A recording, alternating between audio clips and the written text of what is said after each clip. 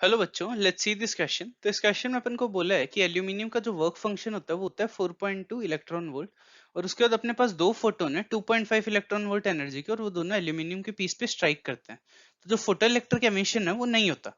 और फिर इसका रीजन दिया है कि फोटो इलेक्ट्रिक इफेक्ट के अंदर एक सिंगल फोटोन इंटरेक्ट करता है एक सिंगल इलेक्ट्रॉन के साथ, और इलेक्ट्रॉन एमिट होता है अगर जो ईच इंसिडेंट फोटोन है उसकी एनर्जी वर्क फंक्शन से ज्यादा है।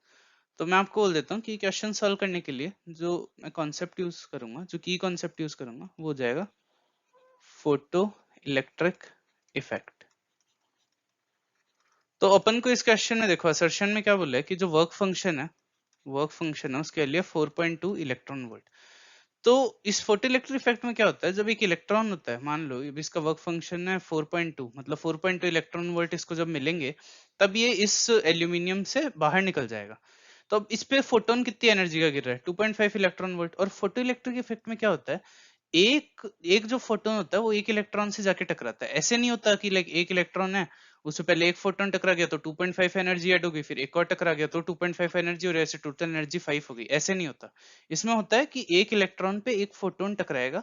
तो अगर इसको बाहर निकालना है तो उस फोटोन की एनर्जी जो वर्क फंक्शन है इसका उससे ज्यादा होनी चाहिए। तो जो असर्शन है अपना वो करेक्ट है, क्योंकि 2.5 से तो निकलेगा नहीं, 4.2 है इसकी वर्क फंक्शन। तो ये करेक्ट है। रीजन में इसने भी अपन को यही बोला है कि जो सिंगल फोटोन है वो सिंगल इलेक्ट्रॉन के साथ इंटरेक्ट करता है, और इलेक्ट्रॉन जो एमिट होता है वो एमिट तभी होगा जब इंसिडेंट फोटोन की एनर्जी ज्यादा है वर्क फंक्शन से। तो ये भी करेक्ट है, और ये इसका करेक्ट रीजन भी है। तो इसका सही आंसर हो जाएगा ए। मतलब कि असर्शन और रीजन दोनों करेक्ट है, और रीजन करेक्ट एक्सप्लेनेशन है असर्शन का। तो one. So the final answer is 1. Hope you understand it well. Best of luck.